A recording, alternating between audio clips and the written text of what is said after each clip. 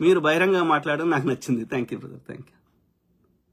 So అదే అంటే చాలా విషయాలు మాట్లాడతా, సో అట్లనే ఇది కూడా మాట్లాడినా. ఓకే, ఎందుకంటే చాలా మంది పాపం కొన్ని ఎస్పెషల్ సెక్స్ రిలేటెడ్ ఏంటంటే సెక్స్ కానీ రిలేషన్షిప్స్ కానీ అంత ఓపెన్ గా మాట్లాడడానికి సమాజంలో సిద్ధంగా ఉండరు. అదొక ట్యాబు లెక్క చూస్తారు. కాబట్టి మానసికంగా అంటే బయటకు చెప్పుకోరు కానీ లోపల బాధపడేవాళ్ళు చాలా మంది ఉంటారు. ఓకే, ఏదో కారణం, అది relationships, girl friend, boy friend, రకరకాలు, ఈ భార్యాభర్త, సంథింగ్. కాబట్టి ప్రతి అంశం మీద చర్చిద్దాం. ఓకే, ప్రతి అంశం మీద అవగాహన చేద్దాం, ప్రాక్టికల్ సొల్యూషన్ పడదాం. ఓకే, బతికిన రోజులు సంతోషంగా బతికే ప్రయత్నం చేద్దాం. అండర్ ఎనీ సిచ్యువేషన్లో కానీ ప్రతి సమస్యకు పరిష్కారం ఉంటుంది. ఎవ్రీథింగ్ మైండ్లో ఉంది. మైండ్ని ఎంత నువ్వు ఒక కరెక్ట్గా సిచ్యువేషన్ అర్థం చేసుకోగలిగితే ఈ మైండ్ తోటి అద్భుతాలు క్రియేట్ చేయొచ్చు. నీకు ఏది నొప్పి అనిపించదు ఈ భూమి మీద. చనిపోయేటోళ్ళు అంటే చనిపోవాలని కోరుకోం, అన్ని మంచిగా ఉండాలని కోరుకుంటాం. కానీ నేచర్ ఏం చేస్తుంది, అది నేచర్ అట్లనే ఉంటుంది. తను ఎగ్జిస్ట్ కావాలంటే ఇప్పుడు ఒక కొత్త జీవి పుట్టాలంటే భూమి మీద ఒక జీవి పోవాల్సిందే. అర్థమైందా? ఇప్పుడు సింహం బతకాలంటే ఇంకో జీవిని చంపాల్సిందే. ఆ జీవిని చంపుతున్నప్పుడు బాధ అనిపిస్తుంది మనకి. But that is the way nature it is. Earth quake రావాల్సిందే, ఎర్త్ సెట్ కావాల్సిందే. లేకపోతే అది భూమి అది ఒక సిస్టమేటిక్ నడవదు. భూకంపం ఏదైనా అగ్ని ఏమంటారు, ఆ లావా వచ్చినా ఏదొచ్చినా అది మనకి నెగిటివ్ అనిపిస్తుంది. ఆ టెంపరీగా ఉపద్రవాలు వచ్చినా లేకపోతే ఈ టోర్నడోస్ వచ్చినా ఏదో వచ్చినా అనిపిస్తుంది. కానీ ఎర్త్ అట్లా చేస్తలేదు, ఈ నేచర్ అట్లా చేస్తలేదు. తను సెట్ చేసుకుంటుంది. అట్లా చేసినప్పుడే ఇప్పుడు మనం తింటున్నాం ఆహారం. బయటకు పోవాల్సింది పోకపోతే ఇంట్లో అట్లా లోపల ఉంటే చచ్చిపోతాం మనం. అది పోవాలి, రావాల్సిందే, పడాల్సిందే. ఇది పడాలంటే అది పోవాల్సిందే. Okay, this is the system. So కాబట్టి మనకి ఏమనిపిస్తుంది, అది నెగిటివ్ అనిపిస్తుంది టెంపరీగా, ఎందుకంటే అది అన్కంఫర్ట్గా ఉంటుంది కాబట్టి. But that is the way it is. Okay, కాబట్టి మనం దాన్ని అర్థం చేసుకోగలిగితే ఏది పెద్ద సమస్య అనిపించదు. ఓకే, సంతోషంగా బతకగలుగుతాం. ఏది మనకి ఆశ్చర్యానికి గురి చేయదు, మన మెంటల్ పీస్ని తీసేయదు, ఎంత పెద్ద నెగిటివ్ అనేది కూడా. అవన్నిటితో పోల్చినప్పుడు, ప్రాణంతో మిగతా వాటితో పోల్చినప్పుడు ఇట్లాంటివి చాలా చిన్న సమస్యలు ఇవి. Just explain how to stay away with negative people in office or anywhere. ఏం లేదు brother, when you made my day. Thank you brother. So negative పీపుల్తో ఎలా హ్యాండిల్ చేయాలి, మనము వాళ్ళ గురించి ఆలోచిస్తున్నామంటే వాళ్ళకి ఎక్కువ ఇంపార్టెన్స్ ఇస్తున్నామని అర్థం. నీ యొక్క సంతోషాన్ని తీసేసే దేనికి నువ్వు పట్టించుకోవద్దు అంతే. నువ్వు దాన్ని పట్టించుకోకపోతే అది నాకు సంబంధం లేదు, ఎమోషనల్ బంధాన్ని అది నాది అన్నప్పుడు సమస్య వస్తుంది. అర్థమైందా? ఇప్పుడు రోడ్డు మీద ఎంతో మందికి ఎన్నో జరుగుతున్నాయి. ఓకే, మనం ఒక మానవత్వంతో ఒక ఏమంటారు సాలిడారిటీ చూపెడతాం, అంటే ఒక అయ్యో అంటాం.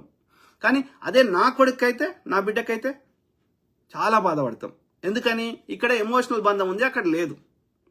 అర్థమైందా? సింపుల్. సో దీన్ని బట్టి నీకేదైనా బాధిస్తుంది అంటే దానికి అంత ఇంపార్టెన్స్ ఇయ్యకు. ఒక మానవత్వాన్ని ప్రదర్శించు, ఒక హ్యుమానిటీ, కైండ్నెస్ ప్రదర్శించు. కానీ వాళ్ళ గురించి నువ్వు అంత ఆలోచిస్తున్నావు, బాధపడుతున్నావు అంటే వాళ్ళకి ఎక్కువ ఇంపార్టెన్స్ ఇస్తున్నావు. అంత వర్త్ వాళ్ళు ఉన్నారా, అంత విలువైన వాళ్ళు ఉన్నారా అనేది ఆలోచించుకోవాలి. ఎస్, మన తల్లిదండ్రులు ఉన్నారు, మన పెంచారు, పెద్ద చేసారు, భూమి మీద తెచ్చారు. వాళ్ళకేమైనా అయితే ఎక్కువ బాధపడతాం, రైట్? మన పిల్లలు ఉన్నారు, మనం భూమి మీద తెచ్చినాం, వాళ్ళకేమైనా అయితే ఎక్కువ బాధపడతాం.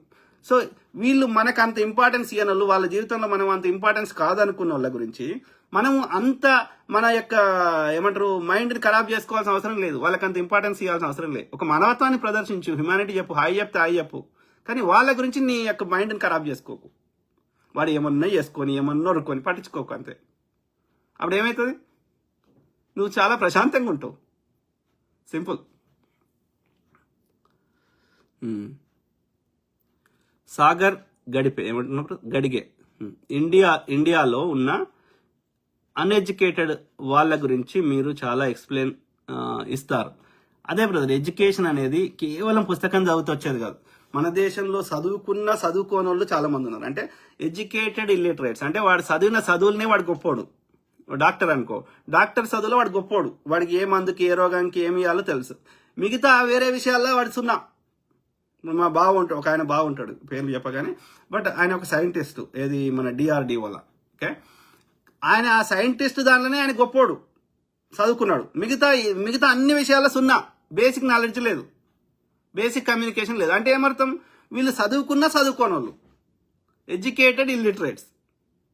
అర్థమైందా? సో అట్లాంటి వాళ్ళు మన దేశంలో ఎక్కువ మంది ఉన్నారు. అంటే వాడు చదివిన చదువులు తప్ప మిగతా అన్ని విషయాల్లో వానికి సున్నా చదువు ఉంది, వానికి ఏ విషయం సున్నా నాలెడ్జ్ ఉంది. అంటే వాడు చదువుకోనాడే కదా, రైట్? సో అదే బ్రదర్.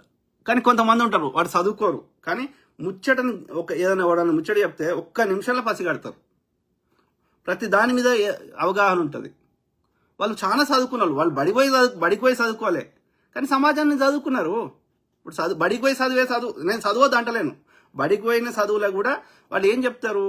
ఎవరిదో ఏదో అనుభవం. ఇప్పుడు ఆయన ఎవరో ఏది ఒక 2 మేఘాలు గుద్దుకుంటే అందులోకి వెళ్ళి ఎలక్ట్రిసిటీ పవర్ పోయింది అనేది ఒక ఆయనకు చూసిండు, జరుగుతుంటే చూసిన దాన్ని ఆయన పుస్తకాలు రాసిండు. ఎందుకంటే మళ్ళీ ఎవడో చూసి మళ్ళీ కనుక్కుండే ఎందుకు రాయ్యా, ఇది నేను ఆల్రెడీ కనుక్కున్నా కదా, దీన్ని వేరే వానికి చెప్తే వానికి టైం సేవ్ అవుతుందని ఆయన పుస్తకంలో రాసిండు. గదే పుస్తకం, గదే చదువు. అంటే ప్రపంచంలో జరిగేటువంటి వాటిని మనము ముందు తరాలకు అందించడానికి, వాడు మళ్ళీ స్టార్టింగ్ నుంచి వాడు చేయకుండా ఉండడానికి పుస్తకంలో రాస్తున్నాం అంతే. అంటే వాడిని టైం సేవ్ చేస్తున్నాం అంతే. అంటే మనం ఏడ నేర్చుకుంటున్నాం చదువు? సమాజంలో జరిగేది, నేచర్లో జరిగేది నేర్చుకుంటాం, యూనివర్స్లో జరిగేది నేర్చుకుంటున్నాం. ఆడ సూర్యుడు ఉదయిస్తాడు అనేది మనం ప్రతిరోజు చూస్తున్నాం. లేకపోతే భూమి గుండ్రంగా ఉంటుందని మనం చూడలేకపోయినా కానీ వేరే శాటిలైట్లో ఇంకోటి పెట్టి చూసిన వాళ్ళు చెప్తున్నారు. ఇక మనం మొదటి నుంచి మళ్ళీ అది గుండ్రంగా ఉందా లేదని మళ్ళీ మనం రీసెర్చ్ చేయాల్సిన అవసరం లేదు, వాడు ఆల్రెడీ చేసాడు కదా. ఇంకా తీసుకొని చెప్తున్నా, అంటే ఈ సృష్టిలో జరిగేదే వాడు పుస్తకంలో రాస్తున్నాడు అని చెప్తున్నా నేను. దాన్నే చదువుతున్నాం అని చెప్తున్నా. అంటే పుస్తకంలో రాయకుండా మన చదువు ఇవన్నీ సమాజంలో జరుగుతున్నాయి తెలుసుకోవచ్చు అని చెప్తున్నా.